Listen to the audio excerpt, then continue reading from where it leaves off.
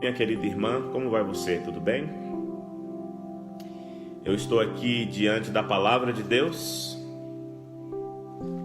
Tenho aqui uma Bíblia e eu fiz um compromisso com você da gente ler um capítulo da Bíblia por dia, pelo menos.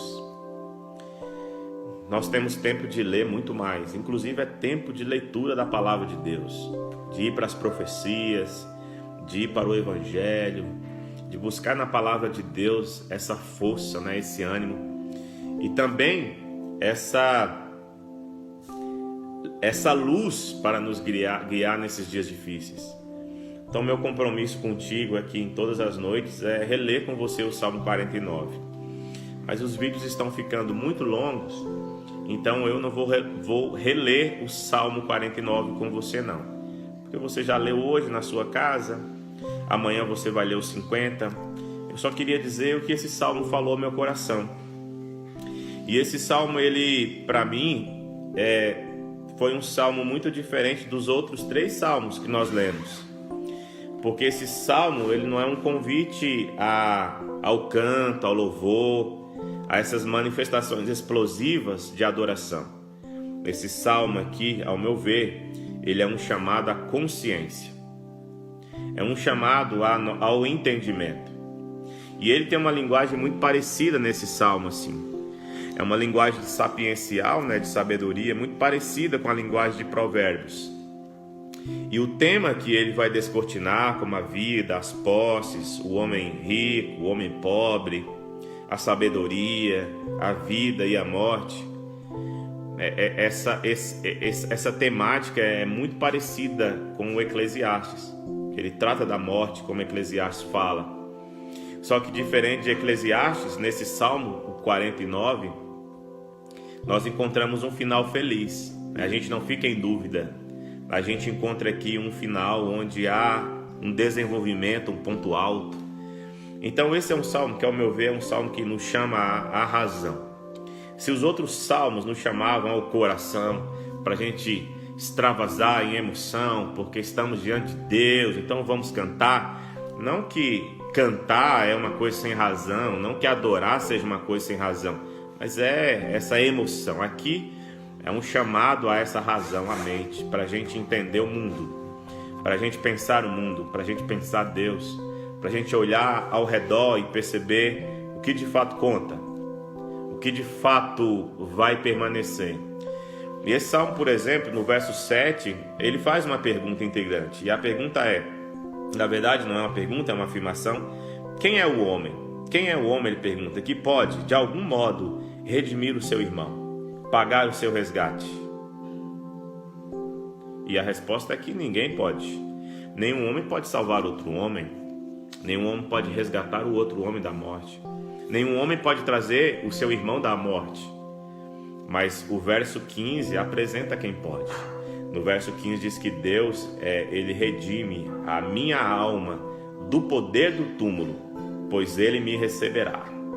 Essa ideia de poder do túmulo não é que o crente, não é que o servo de Deus não morra, mas o poder do túmulo, o poder de mantê-lo, o poder de tê-lo como posse, esse poder foi quebrado no ato salvífico de Jesus.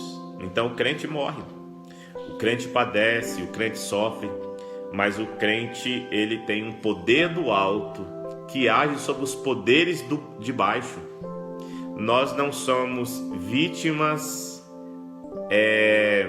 dos poderes de baixo a ponto de os poderes de baixo aniquilarem a nossa vida, a nossa alma.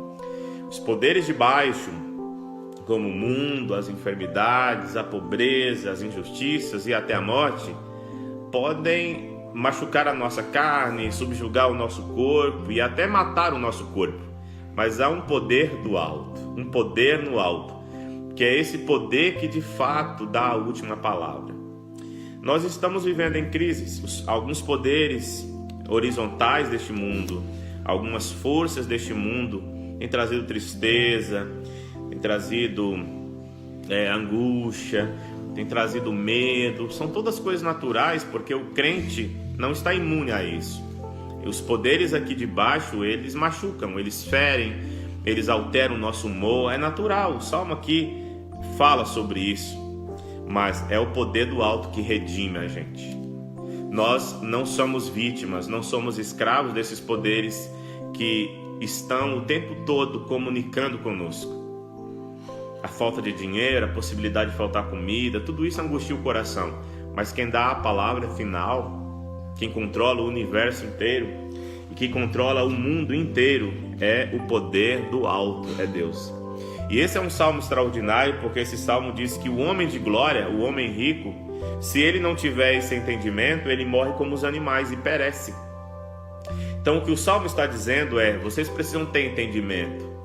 O entendimento que os poderes aqui de baixo, as contingências aqui de baixo, não podem fazer vocês crerem que tudo se resume aqui de baixo.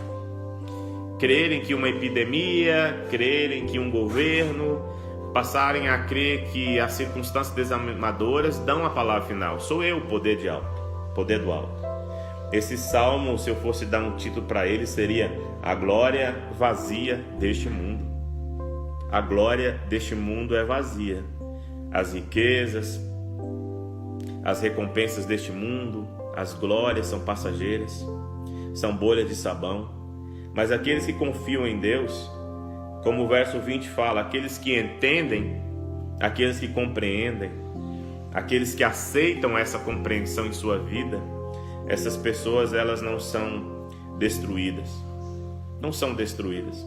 As enfermidades não podem destruí-los, a pobreza não pode destruí-los, as angústias não são suficientes, a espada, o medo e nem a morte, porque o verso 15 diz que o poder do túmulo, esse poder de manter, esse poder de manutenção, esse poder de subjugar, esse poder de condenar, não pode com aquele que entende quem é Deus, que é aquele que aceitou quem é Deus e aquele que vive com essa compreensão.